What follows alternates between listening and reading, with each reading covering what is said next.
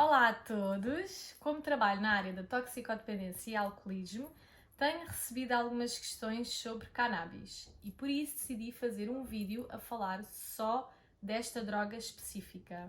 Inicialmente pensei em fazer um direct no Instagram com uma psiquiatra especialista na área da dependência química, mas com o fuso horário do Brasil não foi possível.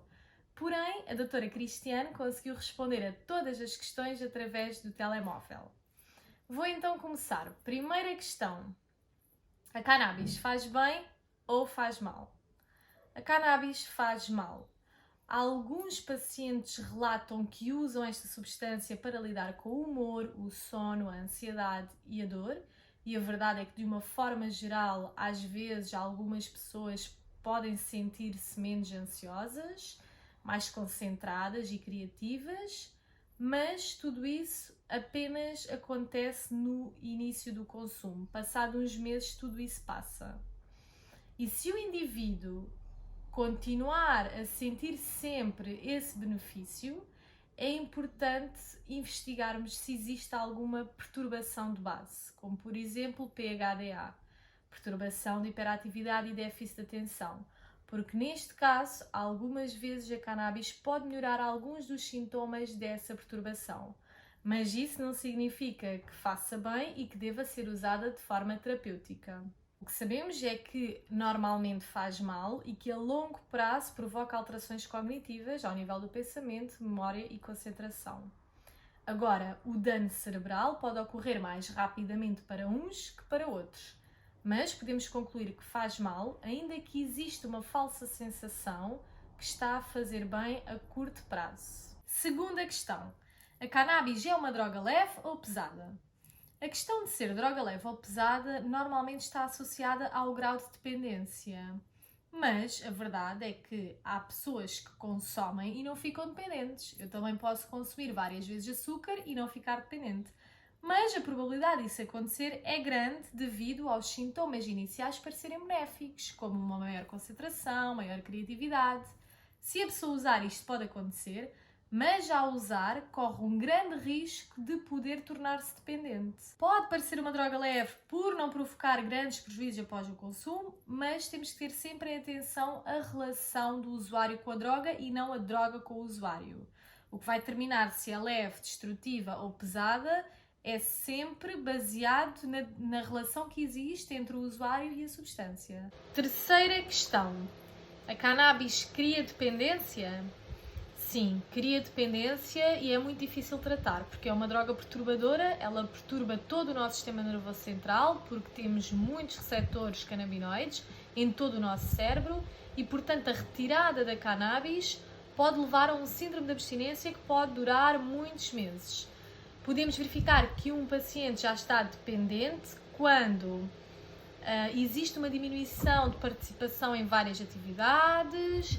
Antes o indivíduo usava só para ler ou escrever e agora usa antes e depois. Antes usava para ter relações sexuais e agora usa antes e depois. A pessoa dá continuidade ao uso apesar de saber que já tem problemas sociais e interpessoais. Continua a consumir para sentir aquela concentração e maior criatividade, mas a longo prazo os neurónios vão ficar afetados e, portanto, a concentração, a atenção e a memória começa a ficar afetada e a pessoa aumenta as doses para sentir o efeito inicial, para alcançar aquele efeito desejável, e a isto chamamos de tolerância. E depois também continua a consumir para aliviar a ansiedade, mas agora a ansiedade já faz parte de um sintoma de abstinência. Antes a pessoa consumia para aliviar e agora sente-se ansioso se não consumir a substância. Quarta questão: fumar cannabis é terapêutico? É importante percebermos que o uso terapêutico não é da cannabis, mas sim de uma substância de muitas que existem dentro da cannabis, que é o canabidiol, o designado CBD. Existem vários estudos que provam que esta substância pode ser benéfica para determinadas situações médicas, como náuseas e vômitos causados por quimioterapia, diminuição de peso em pessoas com SIDA, anorexia, E mais estudos estão a ser feitos para epilepsia e autismo. E, portanto, não podemos confundir.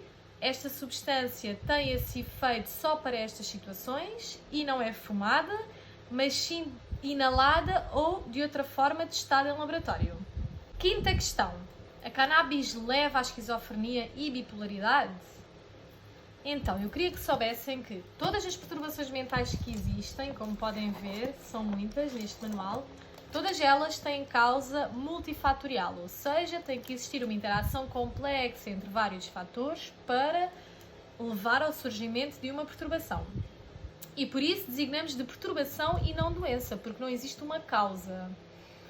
E ao dizermos que a cannabis pode causar esquizofrenias, estamos a depositar toda a responsabilidade na cannabis. E já sabemos que não existe apenas um fator determinante para o surgimento da depressão, da perturbação. O que sabemos é que a cannabis pode aumentar a probabilidade de desencadear um surto psicótico ou um quadro esquizofrénico e bipolaridade ou depressão, mas para isso a pessoa já tem que ter uma predisposição genética. Espero que tenham gostado e que tenha conseguido esclarecer todas as vossas dúvidas. E antes de terminar, queria agradecer à doutora Cristiane. Muito obrigada pela disponibilidade em responder a todas estas questões. A doutora Cristiane é psiquiatra militar no Exército do Brasil e já trabalha nesta área há 16 anos. Muitos beijinhos com saudades e até à próxima!